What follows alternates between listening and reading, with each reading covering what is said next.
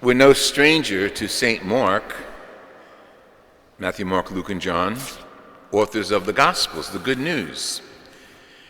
We think Mark started his Gospel around 67, the earliest of the Gospels, and the shortest of the Gospels. Like the other evangelists, we believe that Mark started his Gospel with the story of the crucifixion. So he started at the end and then went forward. And with that, he's proclaiming the death of Jesus, that's recorded right here, and of course, subsequently, his resurrection.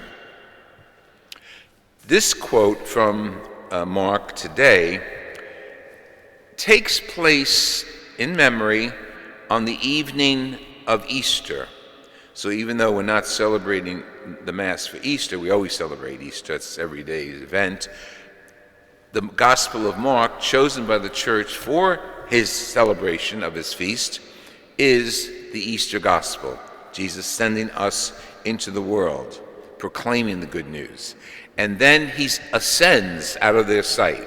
So it's the combination of Easter, the ascension, and the mission of the apostles being sent. So it's a very encouraging feast day. Mark became a bishop in the early church. He moved to Alexandria, which is Egypt, and there established a community, but he was eventually martyred, hence the red vestments. He was martyred by a rope tied around his neck, and he was dragged through the streets, probably by a cart, until he died. When he died, the story goes that his body was taken and preserved, and then eventually, and I don't know how this happened, it wound up in Venice. How it happened probably is very easy to figure out. During the Middle Ages, when the Crusades had happened throughout Europe, and of course the Holy Land, Mark's body was preserved, not incorrupt, but just preserved in a tomb someplace. And I gotta say, the Italian Crusaders said, we need Mark on our land. With that in mind, they brought the body of Mark to St. Mark, and it became St. Mark's Basilica in Venice. Mark's Gospel is the shortest Gospel. And in it, Jesus moves, because it's a short gospel, from one spot to another. I mean, not geographically, but by literature. He's here, then he's there, and in a matter of a few pages, he said his whole gospel.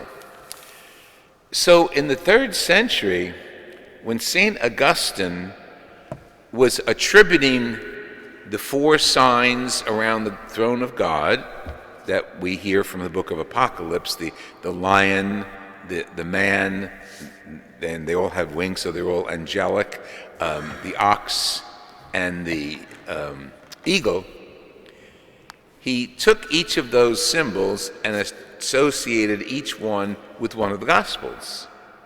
Mark became the lion, with the idea that it was short, it was sweet, and lions move very quickly. Like cats, they move very quickly from one spot to another. Just a symbol, just a way of remembering Mark and his gospel. So it's good to stop and realize that we use these gospels every day. It's not only readings from Scripture, it's the good news, this gospel.